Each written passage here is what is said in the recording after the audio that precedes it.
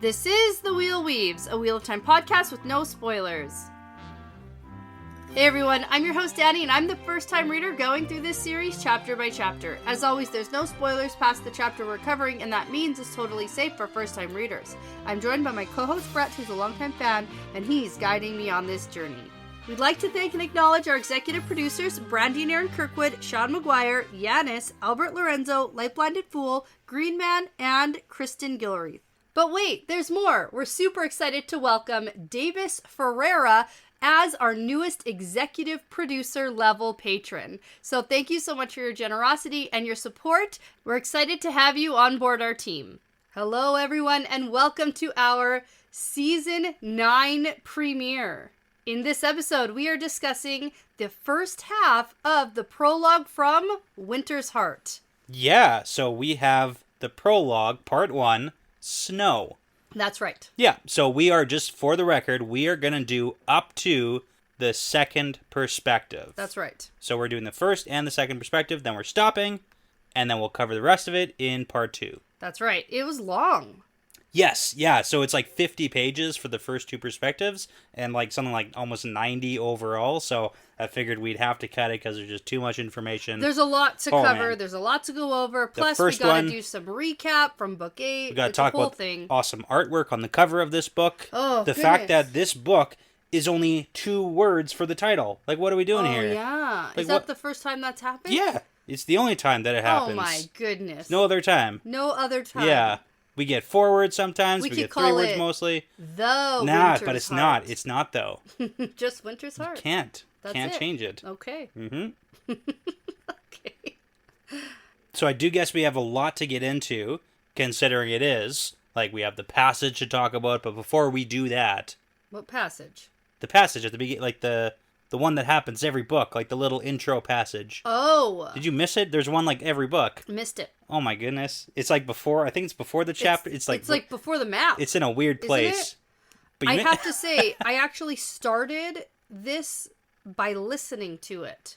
Okay. Yeah, I was worried I wasn't going to have enough time to finish the 2 perspectives before we had to record here. Yeah. And so I started listening to it while I was driving. Okay. And I just started it at chapter 1. I didn't even... Okay, yeah. And I ended up going back and reading because I ended up having time. For sure. But, no, well, they're always tucked away too. I missed the passage completely, so the it'll issue, be new to me. Yeah, we'll talk about that when we get there then, since it's going to be new to you. But let's start off with a fun fact, and as is tradition, we got to talk about book stats for what we're looking at getting into for Book 9. Okay. So, this book, it's actually not that exciting for the fun fact because it's not like the shortest book, it's not the longest book, it's like right smack in the middle of the road. Book. It's a book. So we have a prologue and 35 chapters.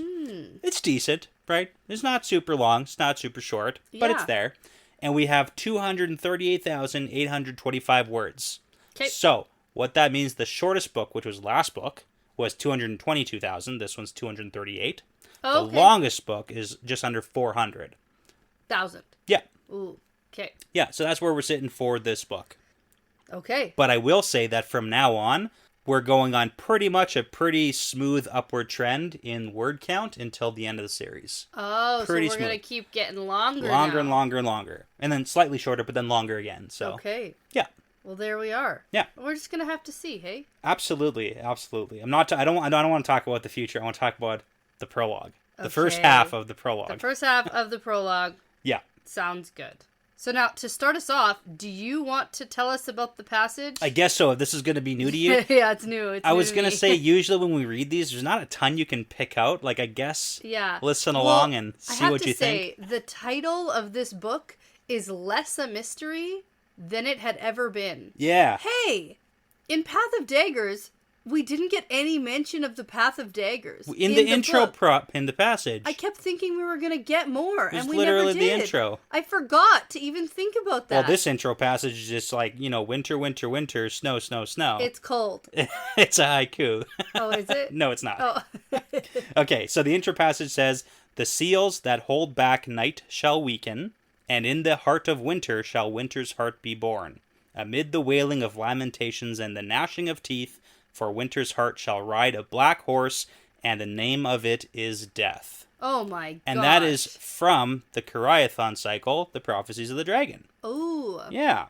It sounds like they've certainly personified winter. Yes. And we have like a capital D on death because the name is death. But the issue with that is we also have last book being introduced to the character, Moradin, whose name means death. Mm-hmm. So it's like, is this a play on that? Also, it's definitely going to be cold and it's winter.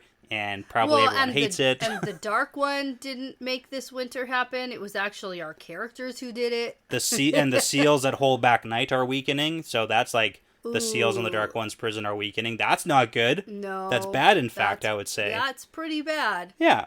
Yep. Lots of wailing and crying, and it's just bad. It's interestingly, I asked you last book, do you think things are going to like get progressively better or worse? And you said definitely going to get worse before it gets worse. 100%. And then that's what you're saying, but yeah. But that's kind of where we're at here, so. Okay. All right. I can see that. Yeah. You know what this book feels like? Like we're going to head into January. You know, when I think of Winter's Heart, I think of when it's really cold and when it's really dark in the morning and it's really dark at night. You're taking a very Canadian perspective on January as well, because that could mean a lot of things to a lot of people. I know. Like, I know what you mean. Yeah, I know. Sorry for the Australians listening. Like, I don't know, summertime, it's great. It's like, no, it's dark all the time and it sucks and it's cold. And it's freezing. And we're not coming out of it anytime soon. And it's not even fun. Like, at least, like, December, we have the holidays and it's fun time. There's nothing. Gingerbread and twinkly lights and alcohol. January's like, you're back to work and there's no holidays for like a month and a half. Yeah, pretty much. That's what Winter's Heart means to me, as a teacher specifically. Yeah. Yeah, and we can't even play outside because it's too cold. It's too cold to play outside. Can't go for recess. It's indoor recess. Yeah. Because it's so cold. Okay, but I mean, light blue cover. I don't know if you want to talk about these fantastic I do actually figures. like this cover. Okay, who's the main character on the cover? Well, that's got to be Perrin. You'd think so. Is it not? So who does that then? That looks like Moraine. Is Moraine coming back? Well, would she be on the there's also like... She has a staff and she has a jubal. She does. She has the Moraine stuff. Yeah. We haven't seen that Moraine staff for a while, I doubt it's Moraine who's with Bulwer and and Perrin and an Aiel. Yeah. With the Red Eagle of Manetheren. It's probably Fael. That probably makes the most sense. I mean, okay, logically, yeah. Logically. But is that what Fael looks like? I guess so. Yeah, I don't know. You got a trail of people on the back cover. It's pretty great. Yeah. I just want it to be Moraine so bad. Yeah. For anyone who missed it, my prediction is she's coming back to this book. If you didn't know. Yeah. Really eager. So I make it happen. I'm just going to make it happen. I'm going to manifest it. Yeah. That, or even maybe Moraine comes back, but as an old man. So no. That's Bulwer, probably. Clearly. And he's like, what's he doing? Riding on the back of standing up on a horse? How's he so tall? No, he's just like higher up in his perspective. And also Perrin is very, very short comparative. Like, I don't know. Well, it's a weird perspective. Yeah. Okay, it's a good cover. It's pretty nice. Like, it's pretty. If you haven't seen it, look it up. It's the Daryl K. Sweet artwork for Winter's Heart. It's not terrible. I like it. Yeah, it's fun. It is fun. So fun. All right, so we're going to jump into our prologue, No Time to Waste. Yeah, we have a lot to talk about. The prologue is called Snow, which is super fitting for the book Winter's Heart. Yeah. And I can't wait. And I mean, here we go.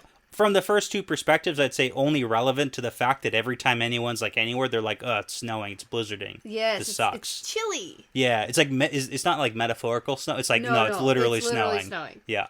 Now, the chapter symbol is the wheel and snake, and we're going to jump into a Elayne perspective.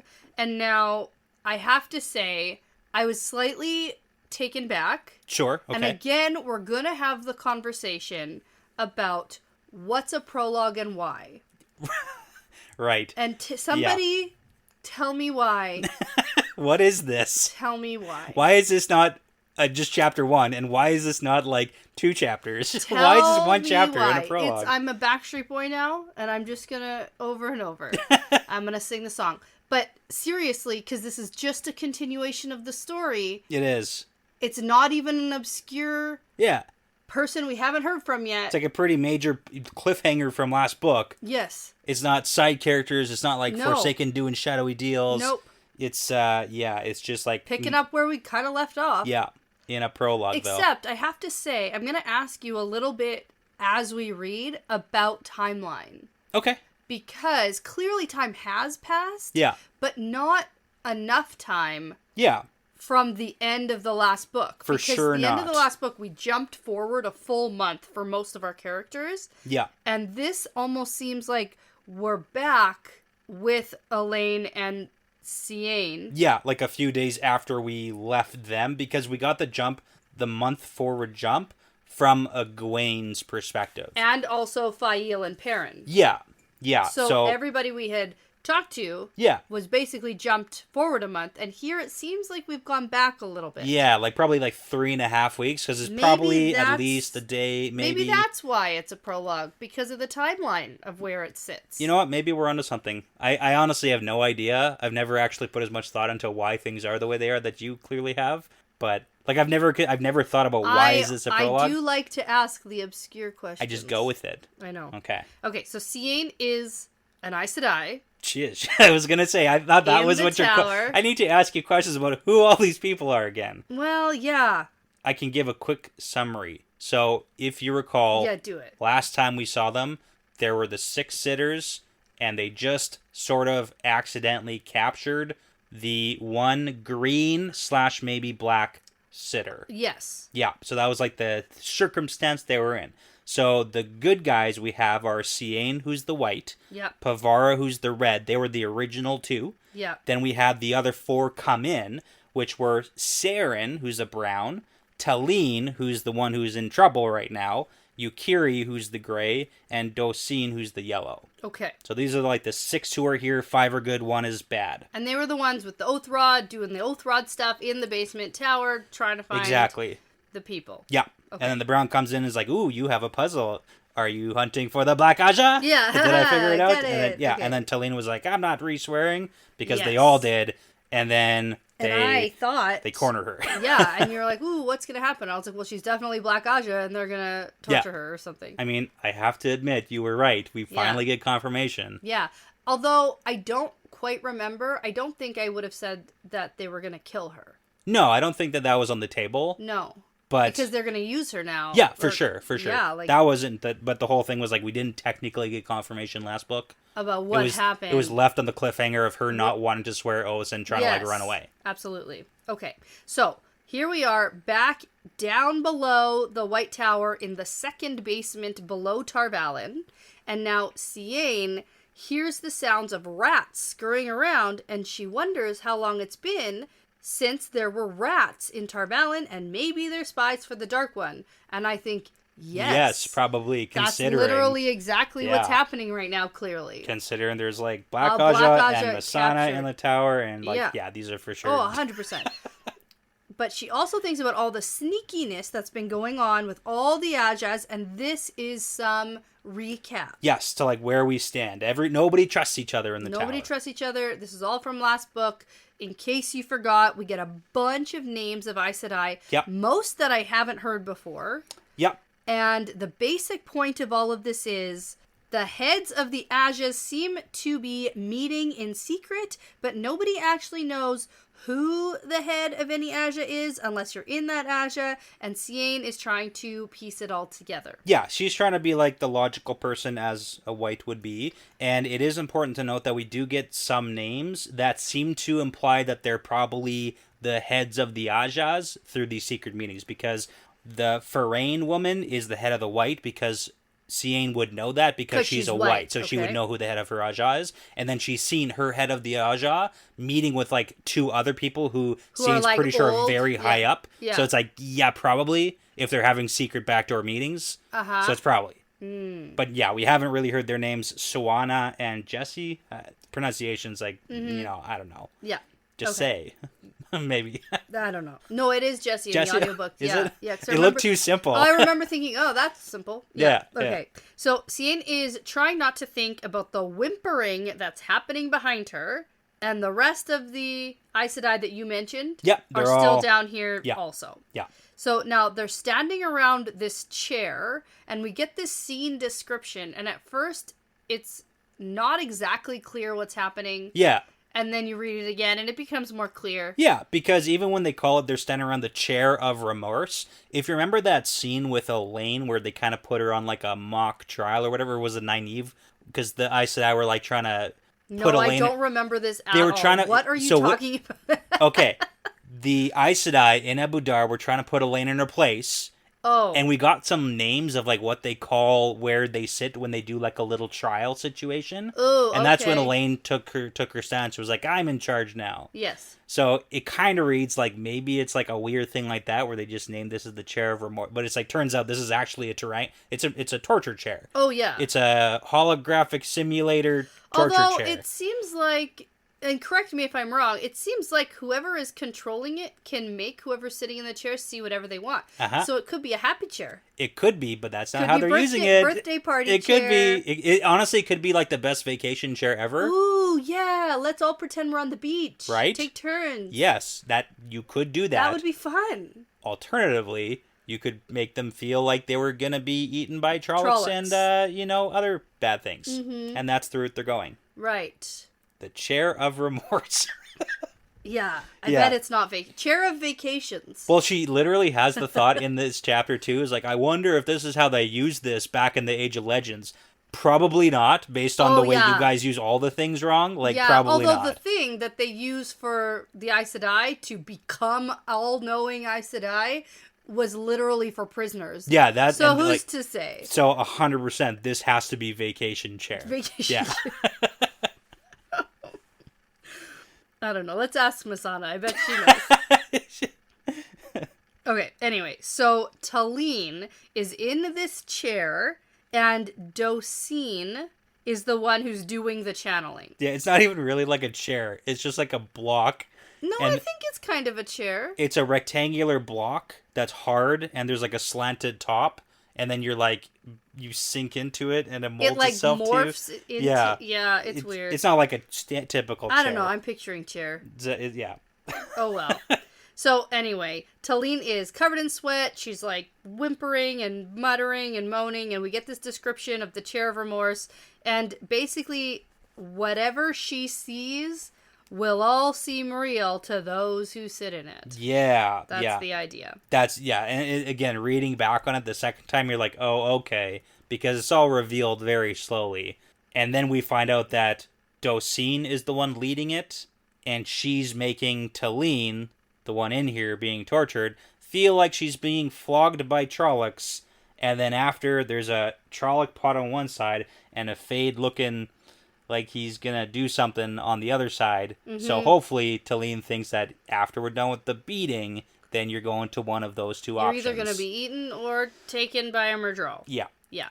Now, Yukuri at this point mentions that this is the third time they've put Elayne through this, and even the toughest criminals always break after the second. Yeah. So this is kind of where we get that this chair of remorse is used. Yeah. Not frequently, but it is. Well, yeah. And I mean, this is kind of funny, but we've gotten this like books and books ago.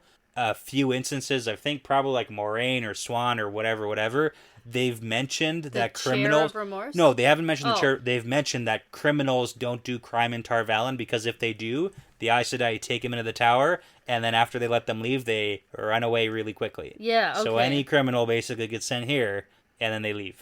So they're quite free with their torture chair. Seriously. Yeah. But anyway, the point here is, what if Elayne is actually innocent? But then Yukiri spirals a bit because the law forbids using the chair on initiates of the tower, and they're all gonna be... Because they're sitters, so they're going to be unchaired. They're unchaired and exiled. Sitterness. Exactly. And so they might even be stilled if they're wrong about this, but then Pavara snaps and is like, she refused to re-swear the oath against lying, and when I shielded her, she tried to stab us. Yeah. Does that seem innocent to you? Yeah. And just as a reminder, Pavara had her entire family murdered by Dark Friends, so she's got like no chill about any of this. Right. So that's why she's coming in hot. That's right. Okay. Plus, we're all in this together at this point. We can't We're in too deep. We got to finish the job. Okay. So then, Seirin. Yeah. So there's Siain, and Seirin. Yeah. Okay. Seirin's the brown. Okay. So she says to bring Elayne awake, and then she opens her eyes. They shield her right away, but that might not even be necessary, considering Elayne is not doing so well right now. Yeah, like it's working. Yeah. If you weren't sure, it's working. Pushes the oath rod at her and says, you better forswear all the oaths that you currently have and retake the 3 oaths. Yeah, that's what they want. Yeah. Plus, they threaten her a whole bunch about what's going to happen if she doesn't. Trolloc Pot or the Fade. So finally, Elayne takes a hold of the oath rod. She says the words to remove the oaths that currently bind her, and then she starts to scream. And we know that hurts a lot to remove the oaths. Yes, and it is important to note that Shane thinks about like this. They did it for 1 oath, removing 1 at a time, and that hurt a lot. So then she's like, okay, so if it's multiple oaths, what's the compounding effect there? Right. And we don't... And if they're darky oaths... Are they like worse? Yeah, maybe. But I mean, it's not good. So she's screaming and convulsing for a while. You know the usual That's around fine. here at the White Tower. Yeah. But then finally, Elayne is just like sobbing on the floor, and the sitters are like, oh dang. Yeah. Okay. So she finally takes the oath rod, re-swears the 3 oaths, and then they add on the extra oath about obeying them. Yes, absolutely. Obeying. Of course. So. I mean, like, why wouldn't they at this point? Yeah, no, they did it. Yeah. They're in this. Yeah. So the questions begin. Yep. And we got to do the questions. This is big. Elayne is asked, "Are you of the Black Aja?" And she says, "I am." Yeah, so that's important because and everyone's like, "Oh shit." Well, that makes it real, right? So that's the big kind of hard hit. I mean, it's not super shocking for us because we're like, we've seen all this. Know, but for them, I like to take the perspective. The Black Aja exists. It's a real thing. They caught one. It's huge. Like this is real. game changing because now you have to consider like, okay, the Black Aja is real. How many are there? Is our White Tower like totally corrupted or half corrupted or like? Yeah, what are we looking at? Yeah, what's the damage? And then you can really spiral with that kind of like really bad information. Yeah. So obviously they order her not to escape or resist. Smart. It's good. Yeah. And then one of them mentions handing her over. Yeah. But then another one speaks up and is like, before we just give her to Elida, we should dig everything we can out of her. Names, places, anything she knows. Yeah, so Pavar is the one who wants to like get all the intel before they give her up. The other ones are kind of on the fence right now, but I want to hear your opinion. On what? Do you hand her over? No. Do you expose this big thing, or Absolutely do you keep it secret? Keep it secret. Okay. Yes. Okay. Yep. I mean, you could Without a doubt. Oh no, I don't trust anyone right now. If I'm them, but here's the thing. Who do you even know who to trust? But that's the point, is that assuming that it's not like 99%, Black Aja in the tower, and if it is, then it doesn't matter. Screwed anyway? Yeah, it doesn't matter. Let everyone know so everyone knows, and then you can't cover it up, because otherwise if you tell like one person... you also have to admit that all of this sneaky, kind of illegally stuff you've been doing... Sure. And I mean, some of these very rule-following people might not look so kindly on all of that, even if you discovered this thing. Yeah. It's still not good, what they've done, so definitely keep it safe. Okay. Keep it secret. You did it. No, I didn't. Yeah. No. It's I said it backwards. Yeah, you did. Okay. Should we do a shot then? Is that... Or do you want to just finish this and do a shot? Let's finish this first. Okay. Yeah. Okay, so at this point... Elayne starts laugh crying and is like, "Oh, if you turn me over, we're all dead. Elida is Black Aja." I love this. Mic drop. Did you at all for an instant on reading that? Did you go because the Aes Sedai ration out, they reason it out pretty hard, pretty quick, good, and good for them. Yes, I did have a moment where I thought, "What? It doesn't make sense or add up." Yeah. To me, no, it doesn't. It doesn't add up. It doesn't make sense. We've been in her head. Yeah, and we've been in Alviarin's head and Masana, and we've been in a lot of Dark Friends' heads. Yeah, and when we're in their heads, they don't lie to us. Yeah. When we're in their heads, and so being in Elida's head, at no point have we even had any. Because I started to think, wait, what? Yeah. 'Cause it just doesn't make sense, and so this whole discussion gets started. Yeah, it's a whole back and forth. Because we get that, even if they believe a lie is true, they can say it for truth. Everybody knows that. So they ask Elayne for any proof. Have you seen Elida at your Dark Friend meetings? Yeah. Has she been to the weekly meetings? It doesn't work that way. But also, it sort of does, because there are secret meetings, but it's not like everyone's invited. But no, I haven't seen Elida at them.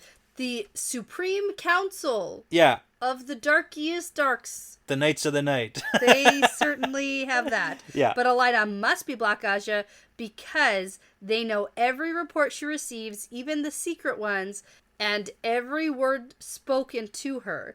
They also know every decision she makes days, if not weeks, before it's announced, and that makes sense to us. That makes sense to Elayne. Yeah, and it makes sense to us where she's getting that from. So they do a good job of. I gotta give them a round of applause. Clearly Alviarin. Oh, 100%, it is Alviarin. Like that's where they're getting it. But I mean, that's also really important to understand about like if you have an informant on the inside, like how you know what you know is gonna come out based on like what you know. Because if you know everything that Elayne's talking about, the only other person it could be is either Elayne or Alviarin. Right. So I mean. And Elayne went to Elayne to say, look into Alviarin specifically. I think she's Black Aja. I like, mean, sort of. If they can like reason this out, I think she really just wants to get rid of Alviarin. For sure. She's like, let's find some dirt on her. For sure, but there is like a really good leading point to if these Aes Sedai think about things, they might be able to kind of point the arrow at Alviarin. Maybe, yeah. Sooner than later. Yeah. Like if they know all this information, how? If it's not Elayne, then it has to be someone close to her. Yeah. Who closer than the Keeper. Right. So. And then Elayne starts talking about how they all have to run because they're all going to be murdered unless they run. Yeah. And Elayne thinks about the possibility of Elayne being Black Aja.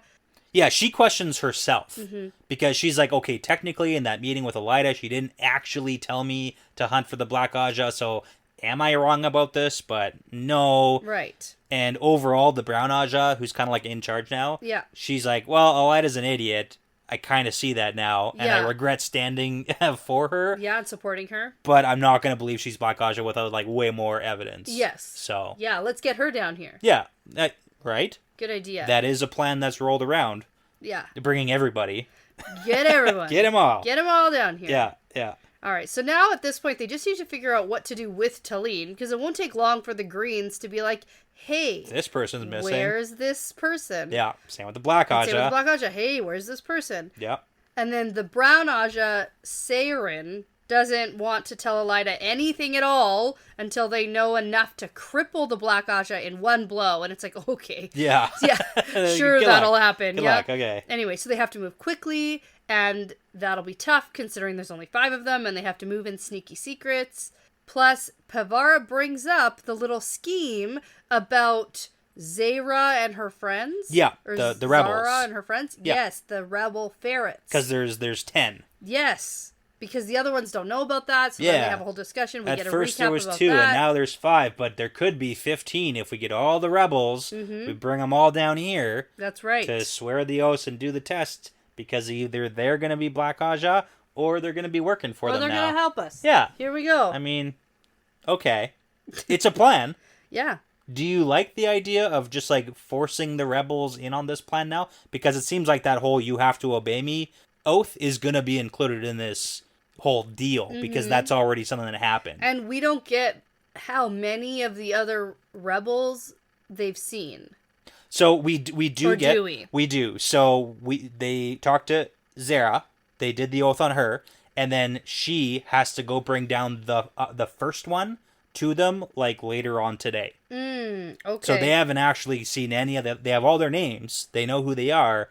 But they haven't actually, like, put the oaths on anymore. So this is actually, like, immediately following what they've done. Yeah. Okay. They yanked the chair of remorse out of wherever it was. We actually do get a note that they hustled her down some hallways to this place. There you go, yeah. They actually wrapped her up in air and, like, hustled her through. I missed that completely. Yeah, floated her down the hallway in the basement or something like that. Okay. Yeah, there is a throwaway line about that happening. All right. So...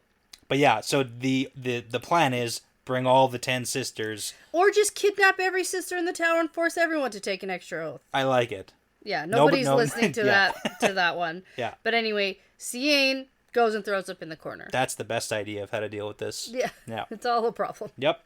Okay. All right, now's a good time for a break as we change perspectives, and I'll grab us a few shots. I wasn't going to do it, but like... we're starting Winter's Heart. Why not? Okay. Okay, and we're back with some shot glasses from the Finger Lakes. Yeah, the Finger Lakes. People go missing in the Finger Lakes. Yeah. Elayne's gonna go missing in the Finger Lakes. Oh, no. Uh-oh. Yeah, I thought I'd pick these ones because in a moment I'm gonna talk about this region. Okay. Yeah. Okay. This region and others.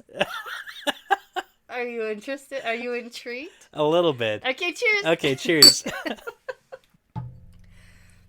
You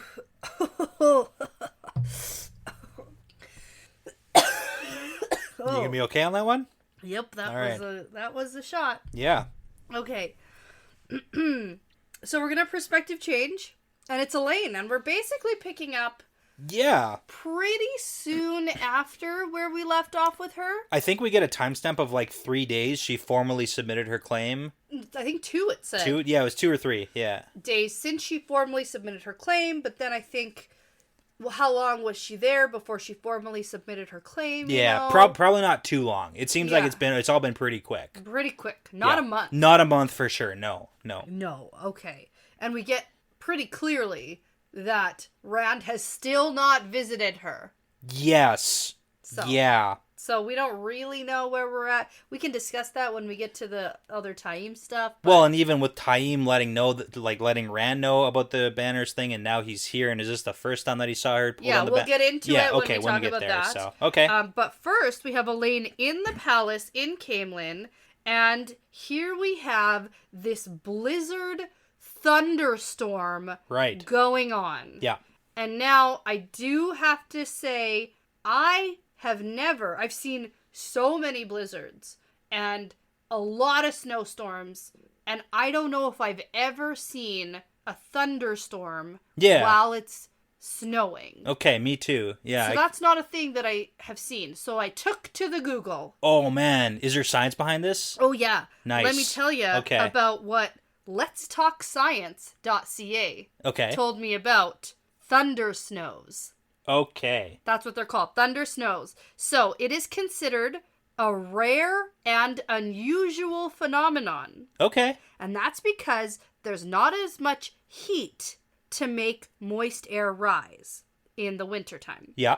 The tops of flatter clouds don't reach the colder air where ice crystals form, and without ice crystals, there's no lightning, because you need the moisture for the static electricity. Yeah. So, thunder snow, while relatively rare, is most common in the Great Lakes area of the United States and Canada. Whoa! The Midwestern United States, the Great Salt Lake, and across the northeastern states and provinces of the United States and Canada. Wow. And March is the peak month of formation. Okay. So, rare and unusual, but Fits exists. the bill. Fits the bill. I love it. And I've never lived in any of those locations. Yeah. So no kidding. Okay. Guess Because it it has makes to sense. be pretty humid. Yeah.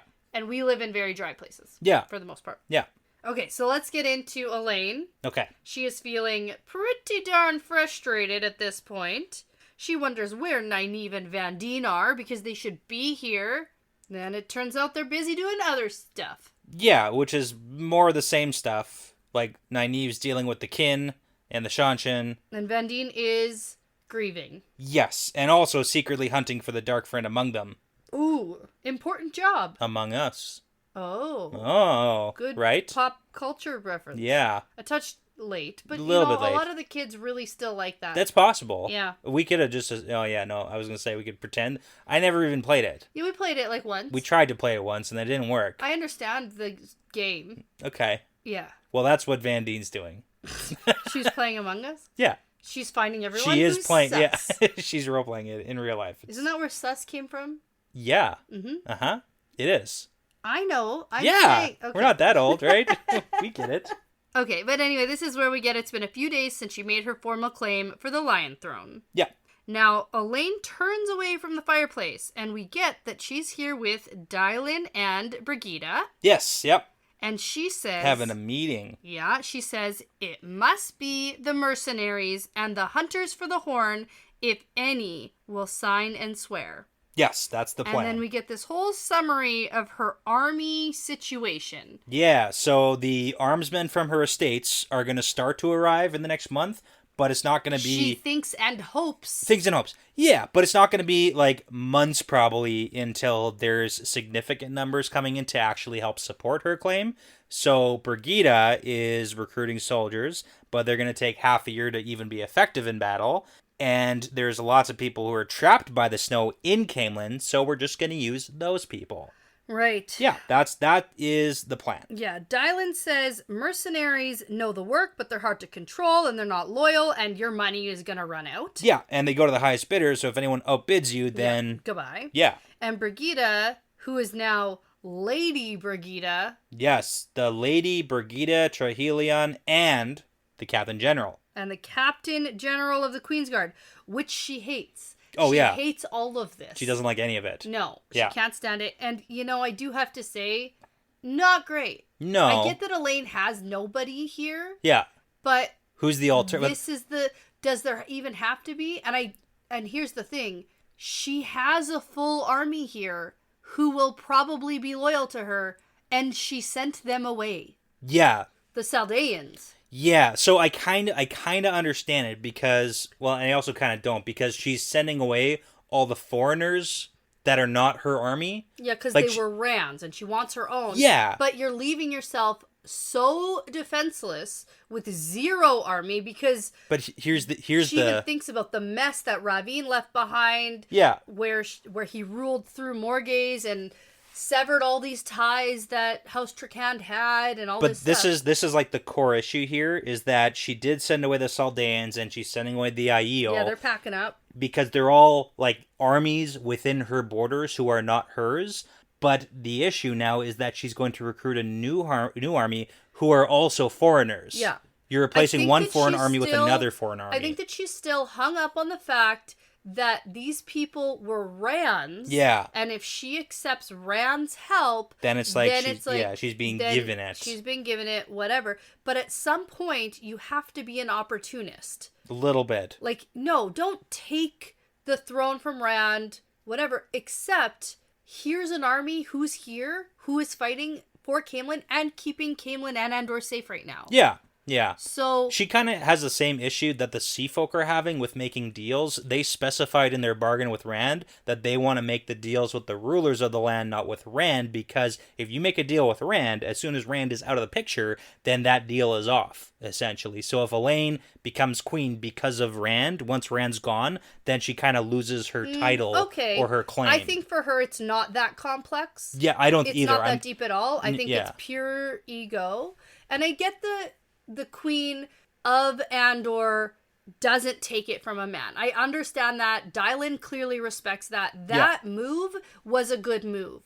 Sending everybody away before you have anything else isn't the best. Just like wait. Just wait. Yeah. Exactly. It's the middle of winter. Pump the brakes. Like we can kill so much time here. Exactly. And it's not like the Saldeans are a threat to you in any way. Yeah. They will literally obey you if that's what you said. Exactly. You march on up, they'll be like, yep, we're on your side. At this point. That's what Rand told us. Well, yeah, and it would be helpful if they didn't say that. But it would be helpful if Elayne could recognize that. So this plot is bad.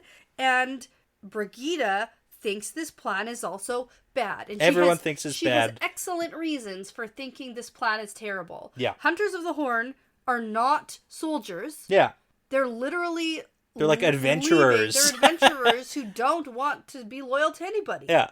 Like they might sign on for a paycheck and some money and food and stuff, but like... Which Elayne doesn't even have. She doesn't even have money. Well, she has the palace money in the coffers. Which will run out. Yeah, but hopefully she'll get her own money from her own estates soon. Yeah. Okay. Maybe they're coming with her army from her estates. Uh-huh. Yeah, it's gonna be here like probably next week. Oh yeah, all the money from the farms after the huge drought maybe and before now that. the winter. Yeah. Yep. Cool. You got it. Mm-hmm. Good. All right. Anyway, so Elayne considers for a moment and then tells them, "It doesn't matter. This is our only option." And I don't like it either, but it's what we're doing. Yeah. Okay. All right. Elayne with zero battle or army building experience? Yes, but she does have experience trying to look like a queen, which is what she's going to do right now. Okay. Certainly. Sit like a queen. Look like a queen. Look like a queen. There you go.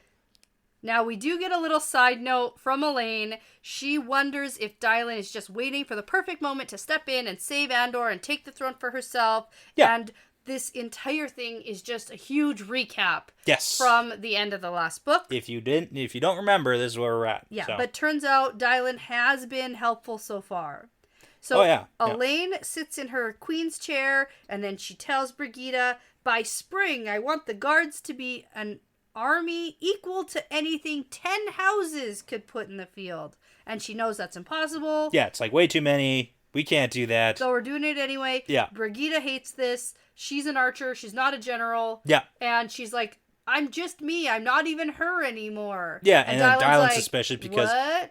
they have that fake story about her being from Kandor that Dylan totally doesn't believe for good reason. Yes. But we're not talking about that. We're not talking about that. Nope. No. Mm-mm-mm. Yep. And then we get a bunch of politics. So I like this stuff. We get like a summary of the houses. Oh yeah, I didn't write any of them down. Okay. Because we get a whole lot of naming and math. Yeah, we get a lot of who's who, who's aligned with who. We get the rationale. So Dylan is talking about like, hey, if you go and try to recruit this gigantic army from outside people, the core of Andor's army has always been the Queen's Guard, and if you try and go make a big gigantic army, then people are gonna rebel against you because they're not gonna like what you're doing, because it kind of seems like you're conquering your own nation with an outside force. It's kind of weird. Yes. It's not great. Mm-hmm. True. And then Elayne thinks about her mother's advice, which is don't tell anyone anything. Don't tell anyone your reason for doing anything. Yeah, and then Gareth Bryn's advice is like, you should probably tell people things so they can know what you're doing and why you're doing it. Right. And today she's going to do that one. Yeah. So, with the math, she says, I have 3 declared challengers and 1 maybe secret one, which he doesn't say, which is Dylan. That's like the undeclared maybe one. Sure. And the 3 declared ones are those 3 big great houses, Arethel, Palavar, and Amyrlin, that are hunkered down with Egwene. In Mirandy. Probably right now still. At this point, I thought, are we back in time? Yes. And I kind of got more confirmation that... Probably. And even if it is a month later and Egwene has zip-zapped over to the edge of Tarvalin... They're way the hell on the border. They're still over in Mirandy. They got to pack up and roll across the ice and get all the way back to Camelin, so we got some time. Right. Yeah, so then anyways, we get a little bit of math here, so just so you kind of get your... At this point, though, I think the ice is thick enough. Oh, probably. Yeah. They don't have to roll anymore. No, they can walk. They can walk. Slowly. Yeah. Okay, so the recap of the houses. Amyrlin, she's the negligent one by herself. Oh, we're doing this? I don't think we have to go through them all, do we? Yeah, we do. But the issue with Amyrlin is that one house has attached themselves to her, so we'll see if that becomes a thing. We've got 2 imprisoned, Nain and Elenia. We talked about that before.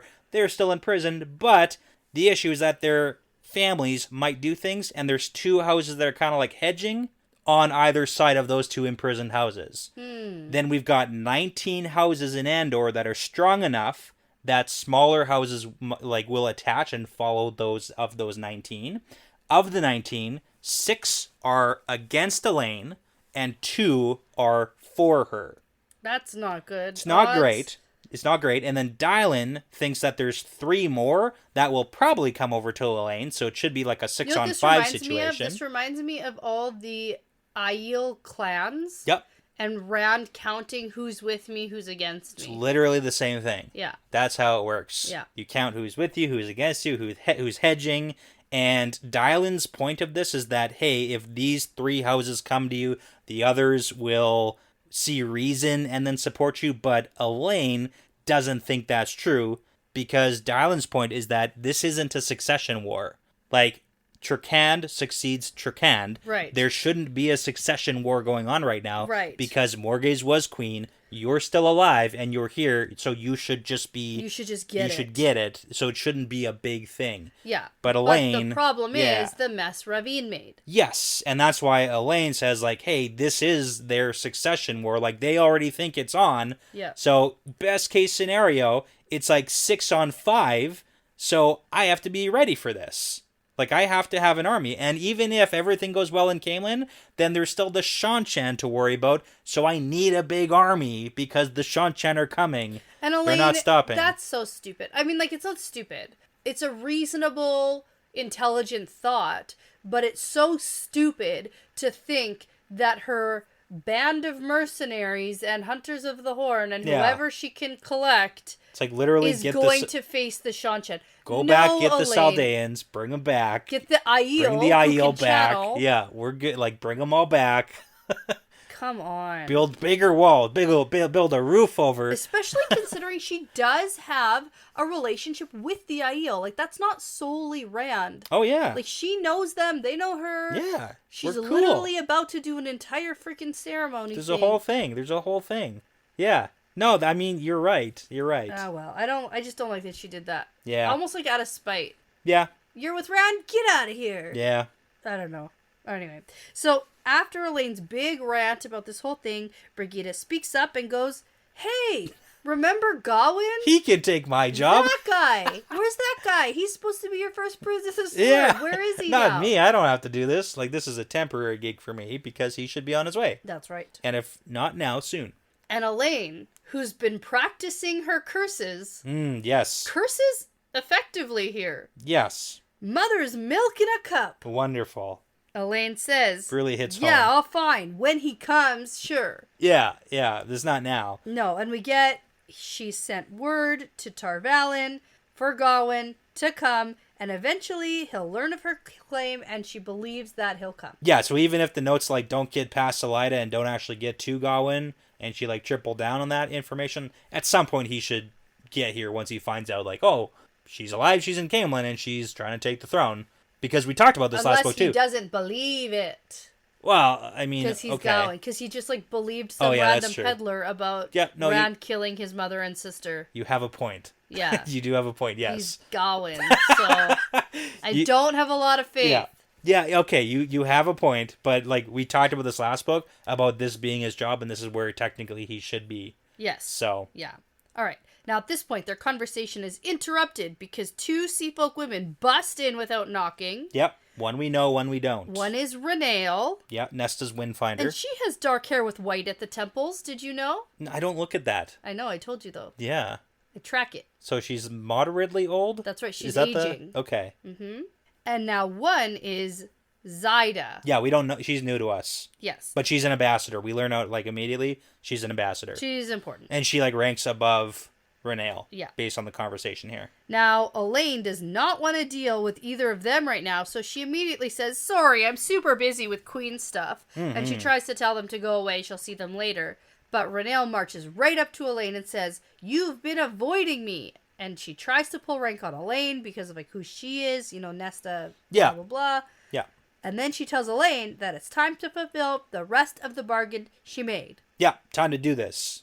And the main part of the bargain is the teachers. Yeah. That's the Elayne issue. promised 20 teachers, and we only have one so far. Which is Marillilla. Who's, like, standing by the door right now. She's having a bad time. Yeah. It's been a bad little while. Yeah. And then Dylan stands up and tells the Seafolk to back off. You're an Andor now. Yeah. Get out. Who are you? Who are you? This isn't a boat. Does this look like a boat?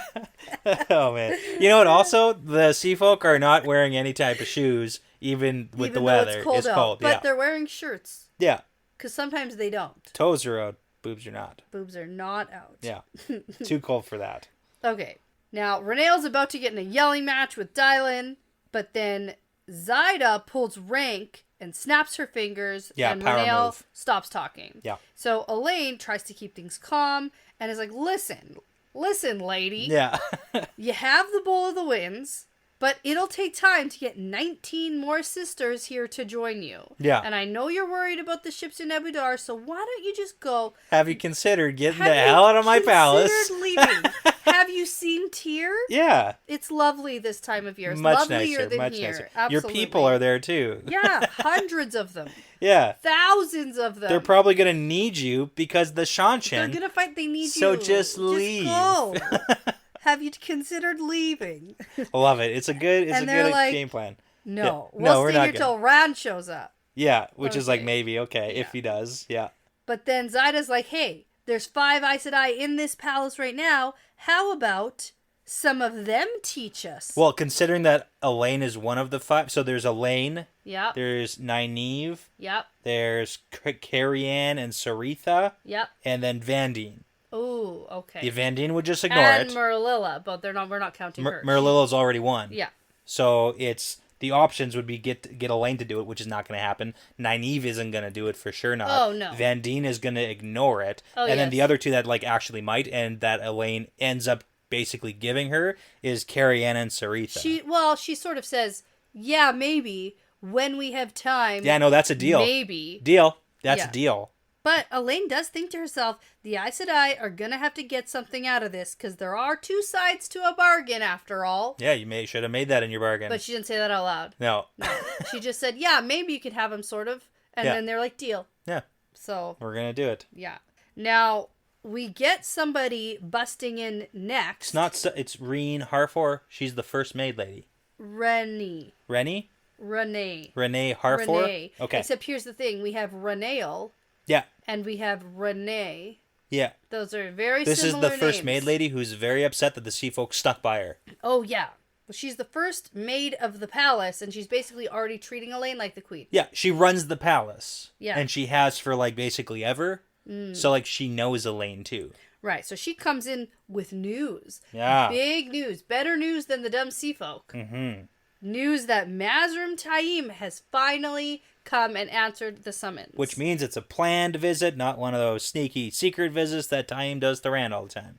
Well, it seems a little sneaky because he waited a long time and then just showed up now. But, like Rand never asked Taim to come. Oh, no. And he just shows up sometimes. Except for all the times that he just, like, doesn't show up. Sure. And he sends other people. Okay, fair. Yeah. But, like, this time, it seems like it's a planned visit, just not at the right time.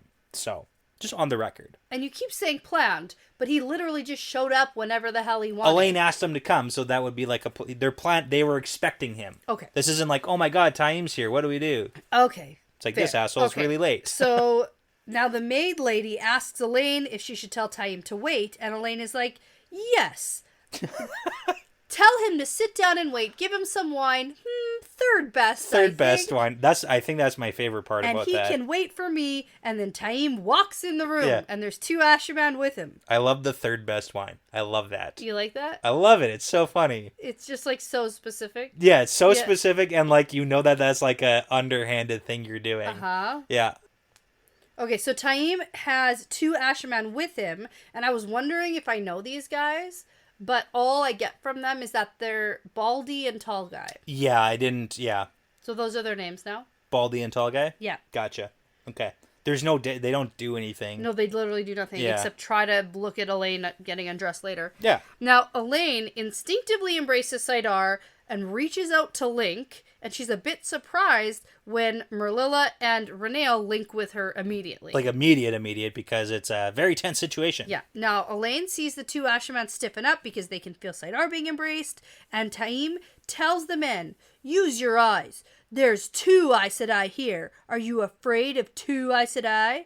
Besides, you don't want to frighten the future queen of Andor. Mm-hmm. Okay. And then... The first maid lady, Renee, I guess, Reenie? I don't know. Is just scowling at Taim. Oh, yeah. And she calls them sneaking rats. Rude. Yep. And then also she says there's a bunch of rats here that she has to take care of. Well, because everybody hears her go like they're sneaking rats. Everyone hears because they're then all... But then I even said in my notes, are there actually rats here? Because that's bad news, because we just got the thing about the rats in the tower, and it's... Yeah. So there probably are sneaking rats. Like, there's probably rats in Camelin, but she also, like, realizes that everyone heard her call them out loud, sneaking rats, which is rude of her to say... Well, yeah, and then Elaine's like, don't worry, I can deal with the vermin, or something like that. Undercut. No one even knows what she's talking about. Thoughts on the Taim, what he's saying? Because Two Aes Sedai thing, does he know that Renael can channel?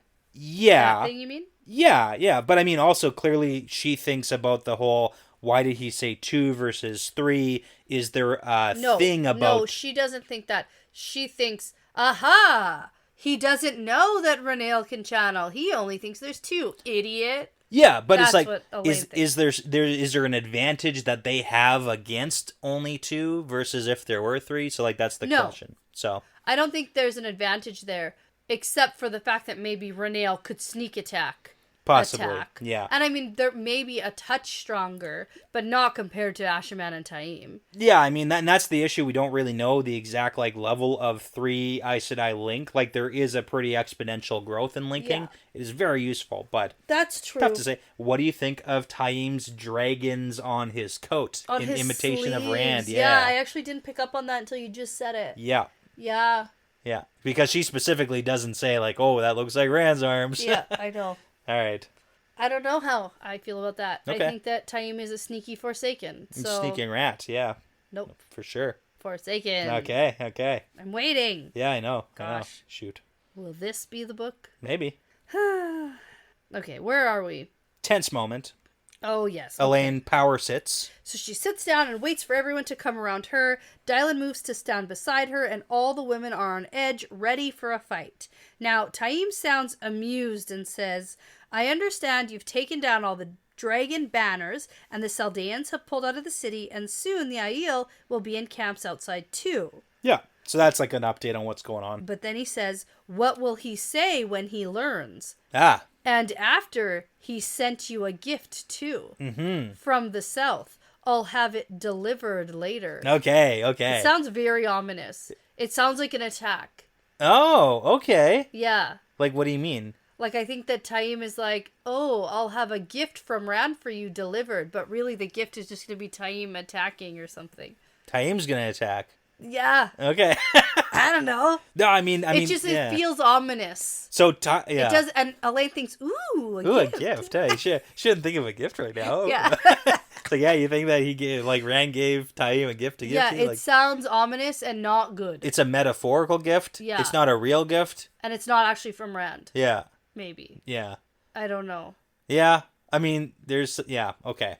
Well, I'll leave it at that. That's all I'll I leave got. it at that. Yeah, no, that's fair. That's fair. Now, I really hope that this isn't like and the explosion happened. Right. But it turns out it's just an argument. 2 days later, it was an argument or Yeah. something. Yeah. Mm-hmm. Okay. So maybe timeline-wise as well, this is important. Although I do have to say, it's just like Taim to come with this information for Elayne after he's already given Rand the information. 100%. Absolutely. That's for sure what's happened here, I think. Yeah, timeline-wise, it's like so close that it probably doesn't actually matter that much.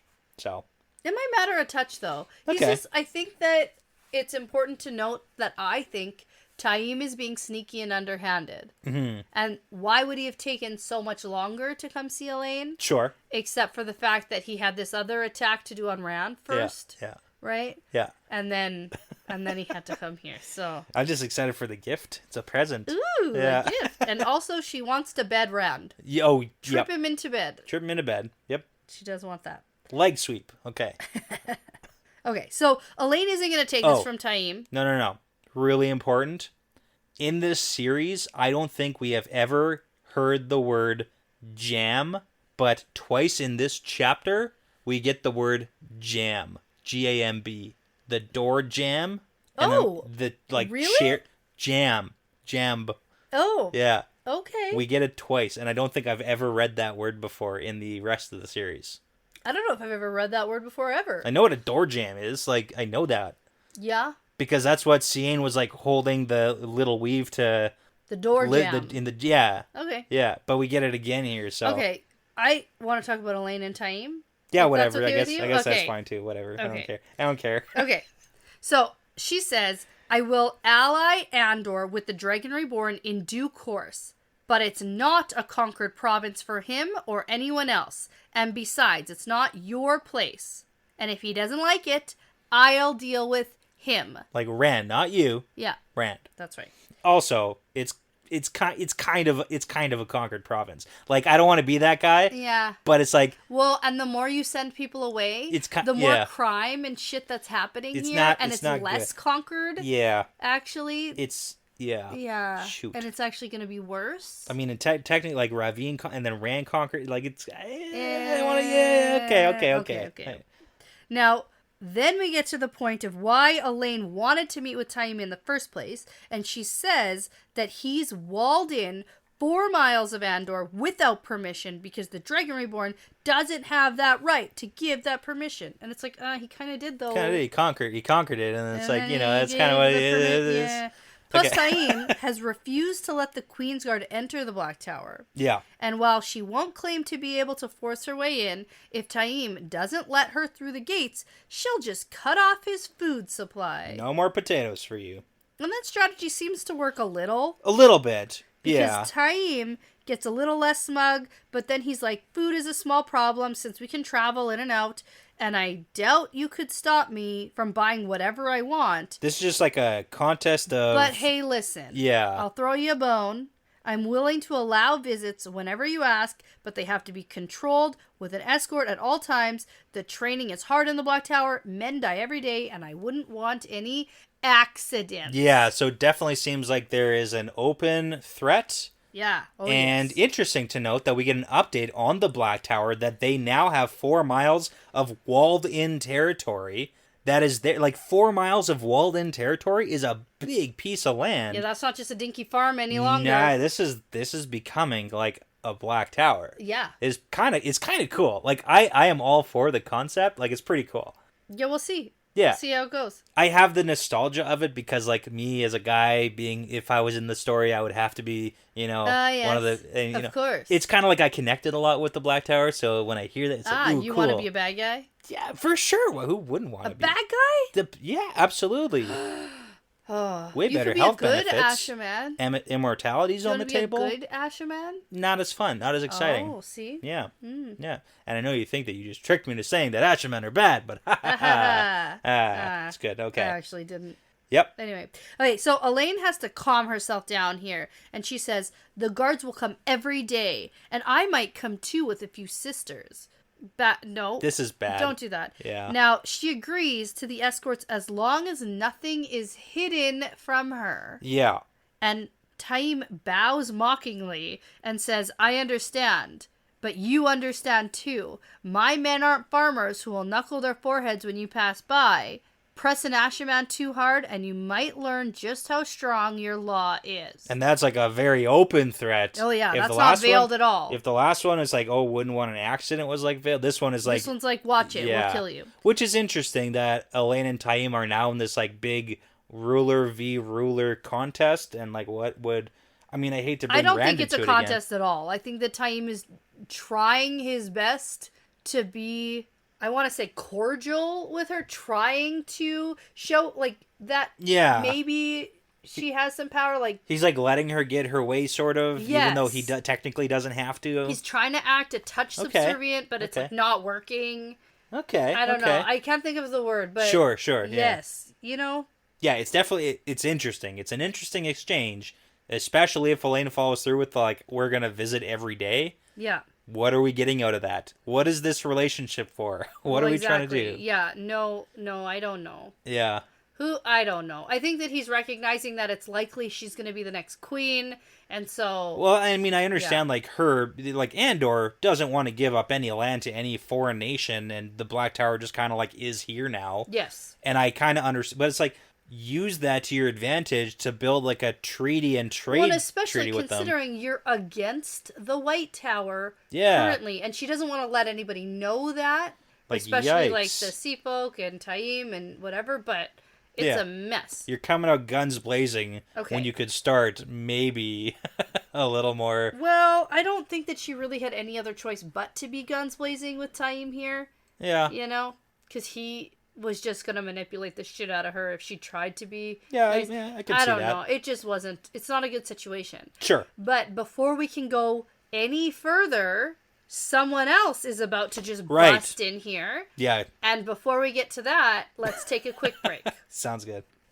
Okay, so we're back, and we get someone coming in here saying, "It is time, Elayne Trakand." Yes, it is time. It's time to do this. It's time. Dylan is super frustrated that everyone is just walking in unannounced, but Elayne has expected this and didn't know when it would come. Yeah, secret summons. Now, she knows that it must be obeyed immediately, and Taim is super confused, and Elayne is happy about that at least. She has an upper hand here, for once. But we do get who this is.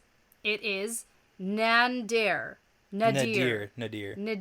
Yeah, the wise don't one. confuse with Nandera, who's a maiden. Right. Shoot. Yeah. I would never do that. Nadir, the wise one. We don't know her. No, we don't? No, I don't know. I can't keep track. So, Nadir the Wise One is here to get Elayne, and she tells Elayne, you must come now without delay. And Dylan tries to step in, because she doesn't know what's going on, or why anything would be more important than this Taim meeting. But Elayne stops her, and tells Nadir, I'll send everyone away, and come with you. Yeah, because it's time. And the Wise One says, no. A child waiting to be born can't take time to send people away. And now, at this point, I have zero clue what's going on. For sure. I'm trying to make sense of what's going on. Yep. And the first thing I thought of was, that pregnant maiden might be having her baby. Okay. And Elayne has to go for some reason. Yeah, I mean, also, hypothetically, this could just be like one of those weird wise ones saying where it's like, nope. You can't wait. Children waiting to be born can't wait, and neither can you. Exactly. Yeah. It could have just been, but after this scene plays out, it's like takes on a whole new meaning. Oh yeah, I get it now the second time I read it through. Yeah. It's kind of weird and stupid, but I don't know if you picked up on it, but like what happens is, it's rebirth, you know? Yeah, reborn ceremony. Reborn ceremony. So that's what's going on right now. So magic. I thought of, what's her name, Elayne? Yeah. The one that we heard about her pregnancy and then didn't get any follow-up. That's what my thought was. Yeah. And then I was like, nope, that can't be this. Nope. But anyway, Nadir says, I brought this cloak to shield you from the cold, or maybe I should leave it and tell Aviendha that your modesty is greater than your desire for a sister. Ooh, burn. And I went, okay, something's happening with Aviendha here. Ceremony. Okay. Dylan gasps because she sort of gets what's going on, and Elayne can feel Brigitte's outrage through the bond. And no one's even worried about Taim being like, why is everyone ignoring me? Right. Plus the sea folk are still here too. Totally. It's a whole thing. It's a lot of people. So now Elayne knows she has no choice, so she drops the link with the women and asks Dylan to help her with her buttons on her clothes. Because it's naked time. She turns her back so she at least won't have to see Taim watching her undress. And at this point, I have no idea what's happening. But you know that they have to get naked. You don't need to know anything, honestly, but you know. The whole, even the Aviendha sister thing, I was like, wait a minute. What is going on and why? I'm just so frustrating. For sure. Anyways, so she hears one of the Ashaman kind of laugh, and Taim snaps and says, about turn. And then she hears them obey, but she doesn't know if Taim turned around. Yeah. But the other women crowd around her and form a makeshift wall between her and the men. It's really funny because there's this whole back and forth where it's like the Ashaman snicker and then Taim does the about turn thing so they face away from her so they're not looking at her getting naked. So you're like, okay, Taim, good move. That's a good thing to do. And then she's like, oh, I can definitely feel him his watch. eyes. Yeah. And it's like, oh, don't do that, Taim. But then after, when Taim's not looking at her, you're like, oh, good guy, Taim. No, I knew that he was before. But he was peeking. He was peeking. Yeah. That's why you make the makeshift wall. But apparently Elayne's the tallest of everyone here. I know. Oh, what? I know. One descriptive word for Elayne is never tall. I know. What is happening? I know, but we never really get height from her at all. Yeah. So. But I guess everyone's short. It doesn't. Yeah. I don't know. Yeah. Confusing. Okay, whatever. Dylan thinks this is all crazy, and Brigitte whispers, should I come with you? But Elayne tells her she has to go alone. It's a secret. Yeah. Can't. Now, Elayne thinks about some of the instructions she was told about this previously, and the wise ones said she must come as a child came to birth. Naked. And still, that's like a saying. Yeah. You must come naked because kids come into the world. Your birthday suit. Birthday suit, yeah, right? exactly. That's what they say. Yeah. And so she also cannot tell anyone what's going to happen. And she herself doesn't even know what's going to happen. Babies don't know anything. Yeah. Because a child comes to birth without knowing what's going to happen. I've always said it. Babies are stupid and naked. That's what I always say, you know? All of these birth and child metaphors, I was like, what is going on? Yeah. It makes sense now. It's not even really like a metaphor. No, it's like a literal, it seems like a very magically literal thing. It's a rebirth ceremony. Situation. It is, way too accurate, Yeah. I guess. Okay, so... Okay. she goes to leave. She has the cloak, but she looks back at Taim. He's facing away, so she's like, oh, good. Yeah. But Elayne tells the maid lady to offer Taim and his men wine before they leave, and we know that it's going to be the third best wine situation. At this point, maybe like the fourth best. Oh, yeah, for sure. Yeah, we'll see. Now, Dylan is supposed to entertain the sea folk, and Brigida is to think on her recruiting plan. Yeah, it's like, go about your business. And then Elayne leaves. You know what the best reaction is? The sea folk are like, y'all are weird. Like, what is this? Yeah, people on land, those shorebound... Nope. Weirdos. I heard they eat their dead people or something. Weird. Yeah. So weird. Yep. Okay, so as they walk through the halls, Elayne is like, that was on purpose. You wanted to make sure there were lots of people to watch, to make sure adopting Aviendha was more important to me than anything else. Yes. And then we go, oh. And then you go, what did they do to Aviendha? Because she's totally cool with being naked in front of everybody. Yeah, it definitely wasn't a naked thing that was, it was, she was in the middle of something important, probably also. Yeah. Anyway, yes. Now Nadir says, yep, and also, that guy kept looking at you. The guy with the fancy coat is checking out your butt. Checking out your butt. Hips. Yeah. And RJ never starts cursing and calls Taim a filthy pig kisser. Man, she's really been working on her swears. She's been listening in. I told you, it's like one of the funniest things. Yeah, it's great. Know. Yeah. And here we see them in use. It's playing out. It's good. It's working. It's working. You know what? If you want to get better at something, people, just practice it. Just practice it. You can do it. Even if you're silly at first. I believe in you. Just get better at swearing. Yep. Now, we finally get to the room, and there are over a dozen wise ones gathered here, and Aviendha is already here and naked. So Elayne goes right over to her, and she thinks that Aviendha seems nervous. Yeah. Yep. Oh, also, Elayne has a thought about definitely not telling Rand that Taim was looking at her butt. Oh, yeah. Whatever. He's unhinged already. Rand is. Rand's already unhinged, so like... And Taim might be too. That's true. We don't really know anything about that guy. Hey? Well, hey? I guess so. That makes sense. Yeah. All right. So, we also get Amis is here.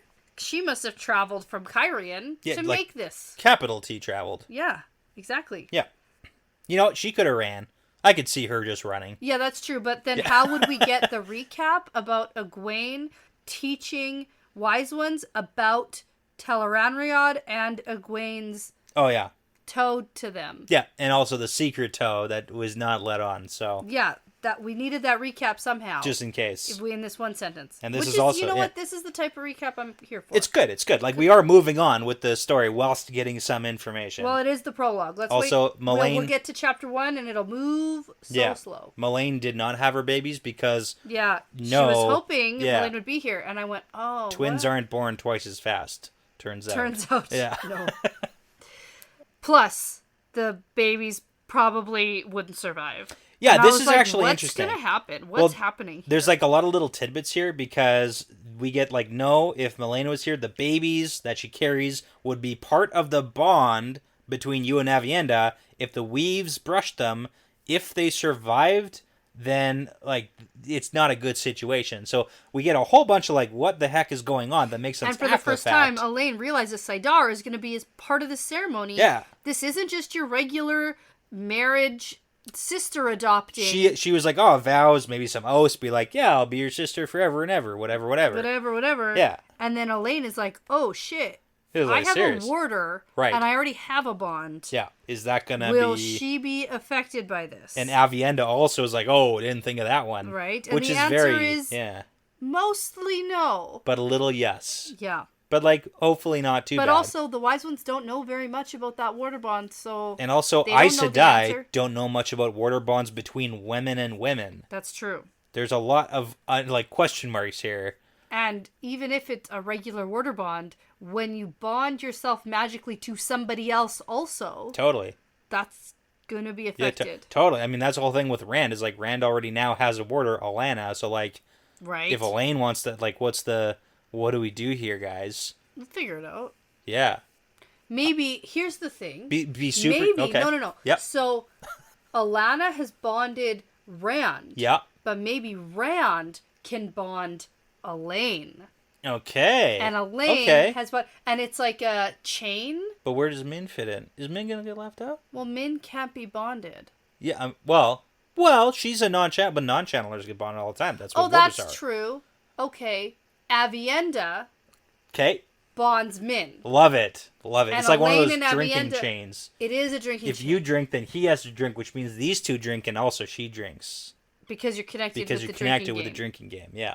Yeah, it's kind of like that and with then way higher stakes. The best way to answer the question, is she going to be affected by this too? You say, yeah, it'll probably be fine. Yeah, it's good. No, I'm pretty sure it's fine. Let's just go ahead with it anyway. We got to do this. Start Okay. the ceremony. So no time for that now. The wise ones form a circle around Elayne and Avienda, and then some other lady. Monaella? Mona Ella. What? Mona Ella. Mm-hmm. I thought it was going to be like Monaila. Nope, Mona Ella. Okay. That's the last way I thought that was going to be. Yeah, sits on the floor and says, "We're gathered here today because two women wish to be first sisters. We will see whether they are strong enough. And if they are, help them. Are their mothers present?" And I went, ooh, who's Avienda's mother? Yeah, no. Interesting. And also Elayne, no. Not. Mm-hmm. So some stand-ins are going to happen. Yep. It's cool. We get it. Do we know these? Nope. I don't know.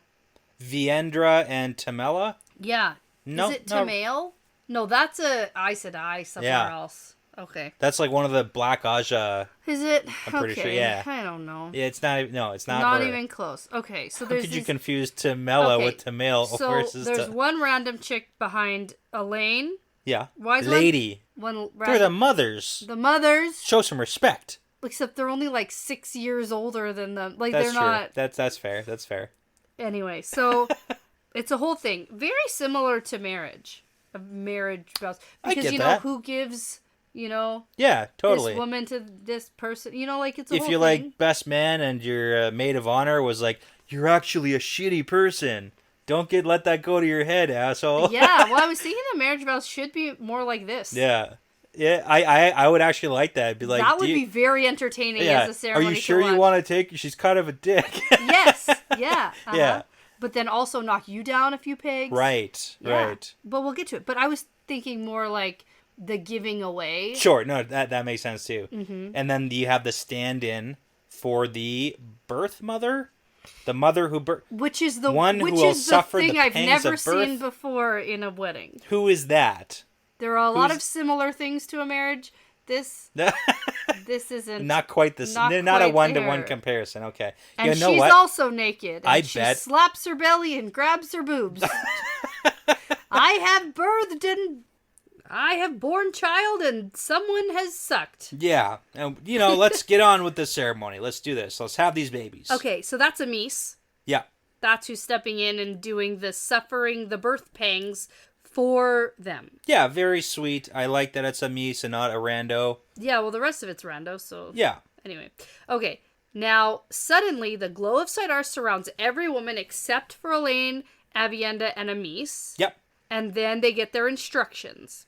So they're told you must do as you're instructed, and if you waver or question, your dedication is definitely not strong enough, and you'll be sent away.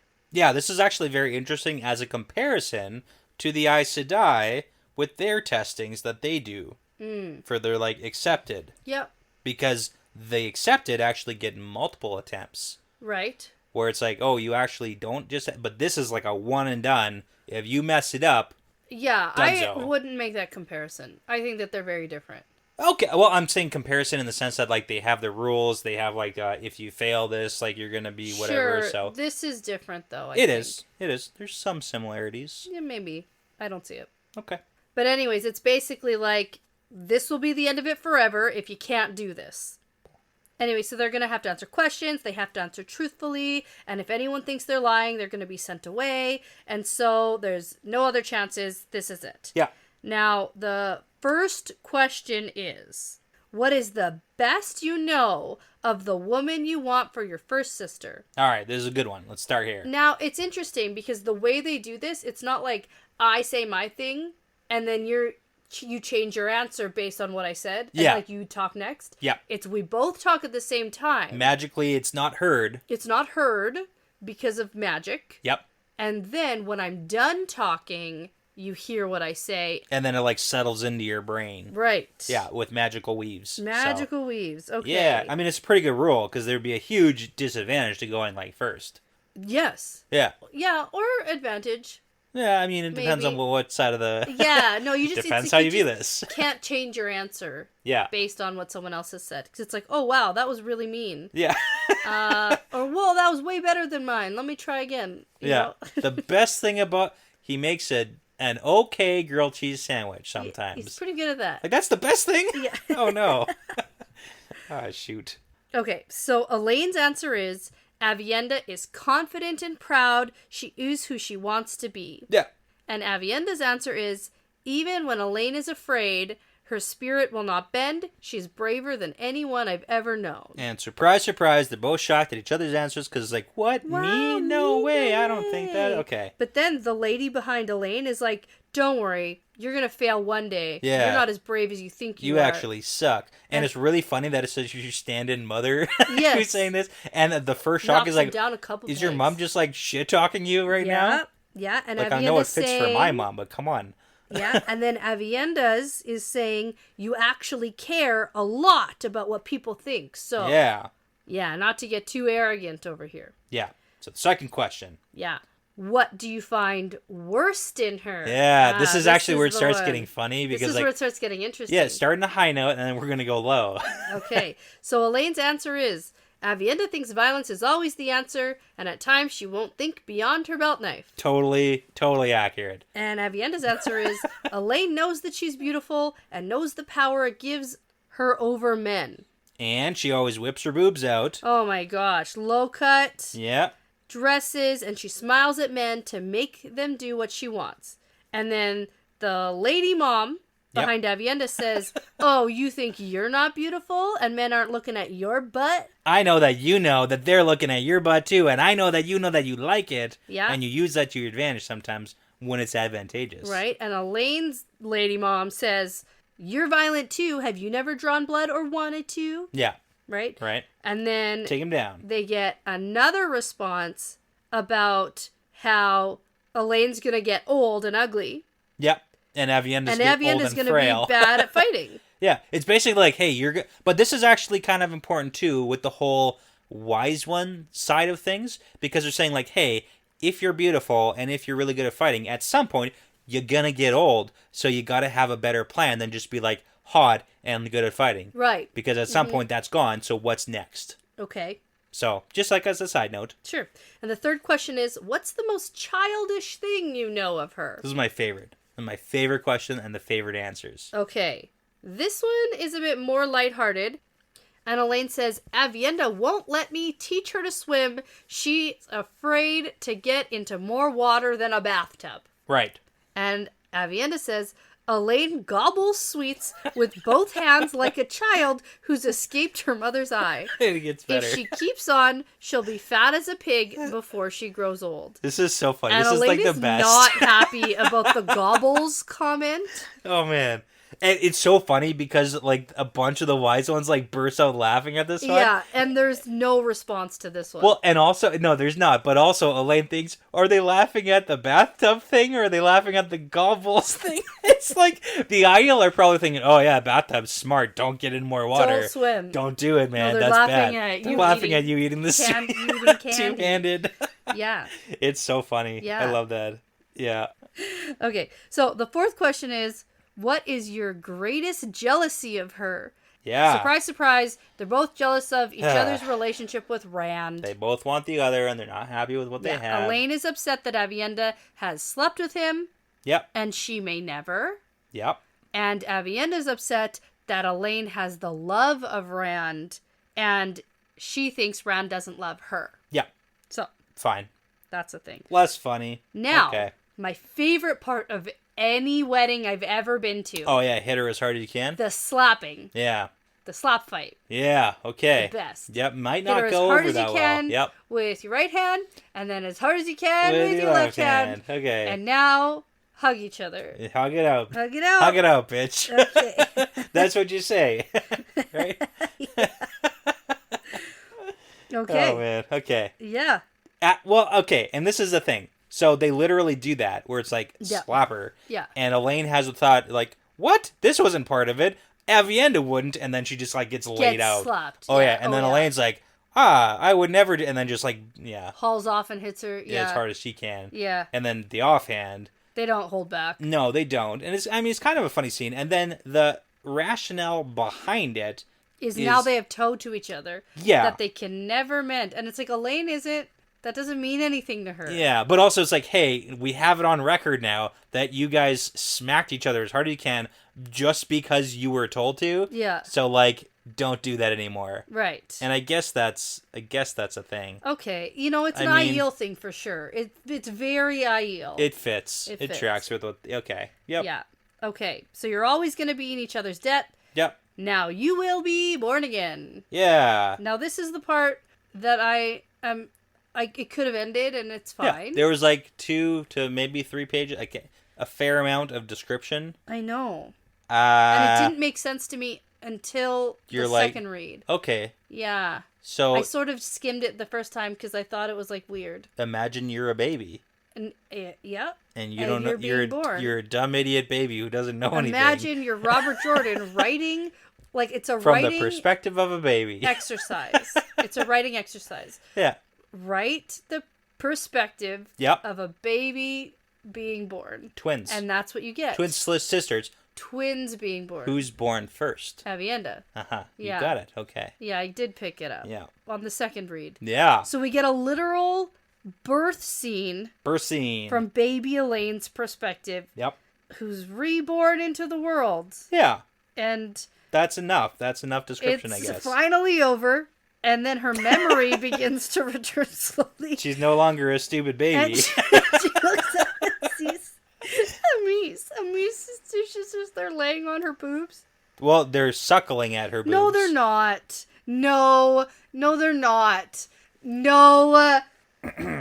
No. They're just like on her chest. I don't want to be... Head resting on her chest.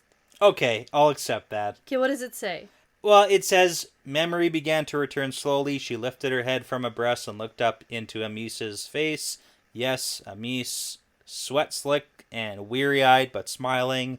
Yeah, like, her head was, like, on her breast. And then she looks over to Avienda, lying on Amys's other breast. Yeah, lying on it. Okay. No way am I accepting the... I was like, okay. No. You know what? And I like that version That's what better. I don't accept. Okay, phew. That's, you know what? I'm cool with that. That's where I draw the line. It was like, but it's so literal as like a birthing scene that it's not unbelievable. It's so weird. It's a little weird. And I know people probably love this. Yeah. I have to tell you, this feels like a scene that people love. You know, I feel like it's 50-50. Really? Okay. I could be wrong. I mean, I get the sweetness aspect of where they are reborn as sisters. Yes. So there's a lot more meaning when we hear the Aiel talk about first sisters, first brothers. Right. Because we do get men that do this too. This is for men too. I don't know how that tracks with the channeling and how the weaves work, if it's the exact same. Probably because neither of them channeled. Yeah. They didn't do anything, right? Yeah. But yeah, so anyway, I mean, so Amys says, "This is my daughter Avienda and my daughter Elayne, born on the same day, within the same hour. May they always guard one another, support one another, love one another. And now, will someone bring us some damn clothes, 'cause we're freezing. And we're no longer babies, and we're we not remember babies. things." And, yeah. Yeah. Okay, we're all laughing and crying, and Elayne has found her sister. So super sweet. I enjoy it. I like it. You know what? I just have to say the reason why I envisioned it as, because when you say a baby's on a breast, like that's, you know. But this isn't they're not babies, and I'm not going to accept. They are. It's a literal rebirthing from the baby's perspective. It doesn't even matter what you say. Okay. I can't do it. It doesn't, and it's fine. It's done now. It's done now. And now, okay, there's a lot of controversy around this entire First Sisters situation. Sure. You know, especially with the Bane and Shead. Yeah. You know, clearly being in a relationship. Yeah. And then there's the whole idea that these First Sisters will not take a man into bed unless it's with their first sister. Yeah. Or something like that, right? For sure, yeah. Is that accurate? I mean, with the approval of, like, it's not explicit. It's not explicit all the time, so... But that's like a situation. Yeah. Right? Yeah, that's the Ban and Chiad situation where it's like, they won't unless it's like... Both of them. That's what... And again, it's not... Expressly stated? Or what? Just because, okay, the words could be argued for and against. Okay, so I think that I'm now having a little bit of issue understanding the ceremony they've went through. And every person along the way in the past however many years since we first had that conversation about Bane and Chiad clearly being in a relationship and being married. Yeah. There's a lot of people who disagree with that and think, no, it would be the same as sleeping with your blood sister. There's no way, whatever. And I think after knowing this, I see that side of the argument. Okay. Because of this whole weird birth situation, yeah. But then, when we're removed from the birth situation, we had an entire ceremony that was very much like... a marriage. Of marriage. Yeah. And of bond, of relationship, of love. Yeah. And it really feels like there's a connection. And it might not necessarily be sexual in nature for a lot of first sisters, but there's definitely this loving connection that could potentially also be romantic. Yeah. Whenever I view this, when you talk about the relationship that I see between first sisters is much closer to that of a marriage than it is of actual brothers and sisters. Absolutely, and sisters and sisters. Like, there are very few sisters who, and like, I have a brother and a sister, like, I am not anywhere as close to them as I am to you. Yeah. And these two... In terms of, like, friendship, in terms of relationship... love, care for, affection, like, this is much more a marriage than it is, I'm your sister and brother now. Yeah. Like, yeah. So, I get what the argument is, but I'm still firmly on my side. And I can see people seeing that strictly based on this birth scene. Sure. But, Yep. That's it. Yep. That's all. Different opinions, and that's fine. Yeah. No, and I had to mention something because I know people are gonna, absolutely. Yeah. But, no, I mean, and that's the point. I mean, we can have different opinions. You know what? And it's kind of nice that we got to see this entire thing. Yeah. Because it also is very much like Robert Jordan to start it, and then later on we get, and now they're... Only 9 books later. Yeah, well, and we get some sort of, I don't know, them waking up after it happened, and we get like a flashback of some kind, but we get to actually see the full thing, so that's nice too. Not like Elayne's testing, which we never got to see. Yeah, it's too many at that point, so it was fine. It was fine. I know, that's the point. Hers was the least interesting. Clearly. Yeah. Mashed potatoes, just saying. Okay. All right, well, that is the end of this perspective. Not the end of the chapter. No. But it's the end of the episode. Prologue. Yeah. It's not a chapter. Well, okay. Okay. Yeah. Okay, the end of this perspective, we still have almost half of this prologue to go. Yep. And we're gonna pick that up next time we're here. Yeah, so that's the end of the episode, so. Yep. Okay, good. We're into Winter's Heart. That's exciting. Yeah, it's always like, get it going. Yep. So far, I'm into it. Cool. We'll see how it goes. Okay. Prologues are usually a little more exciting, so we're diving in. Yeah. Okay, so now, before you turn a wholesome vacation chair into a torture chair, I'm going to say that this is part of the pattern now. Yeah, it's part of the pattern.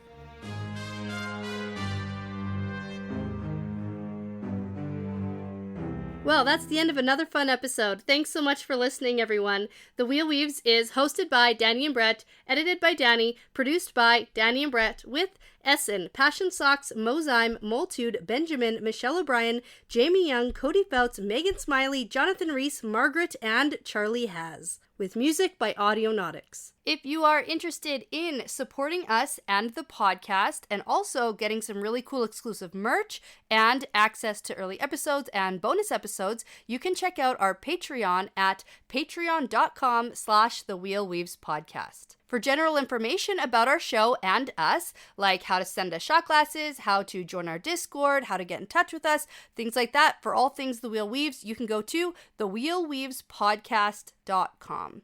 Please be sure to give us that 5-star review because it really does make a huge difference. And tell a friend about us because referrals really are the best compliment. Thanks again for listening because this really is part of the pattern now.